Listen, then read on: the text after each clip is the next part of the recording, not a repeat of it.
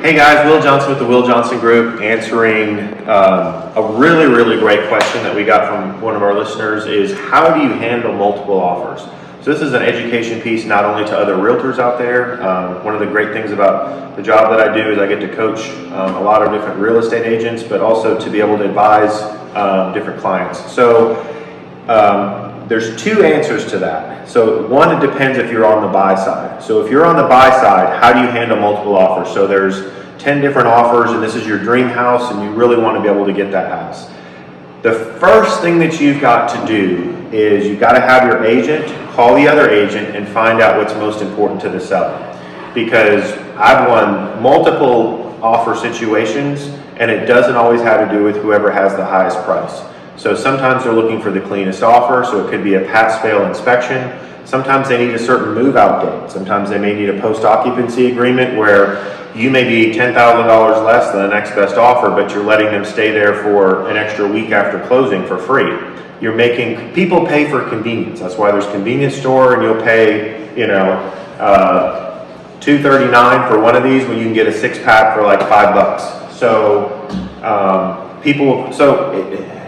how do you handle the multiple offer situation as the buyer? You got to find out what's most important to the seller. So have that conversation, say, other than price, what are things that they're looking for? So it could be a certain type of loan. It could be a certain closing date. It could be that you're not asking for a lot of closing costs. It could be just they're not having to do a lot of repairs. There's so many different pieces that go into an offer, and you trying to guess what's most important is not the best solution.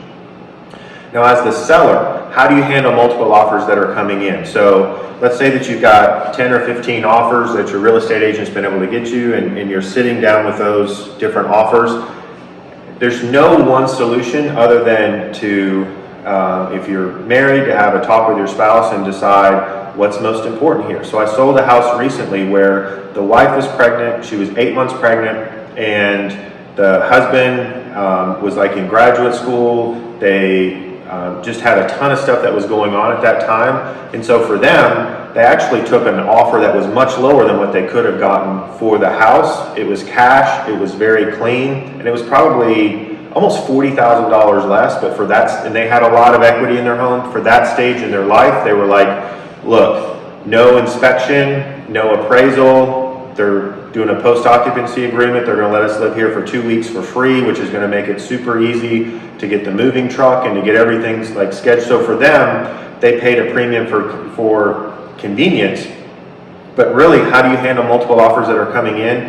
It's taking a look and seeing where you're at in life, what's most important to you. If you need the top offer is not always the best if it's not going to appraise. So it's kind of a deep question, but the short answer to it is it really depends on your personal preference. If you're there as the seller and talking over your agent to see really what are the plus and minuses of each deal. Thanks so much.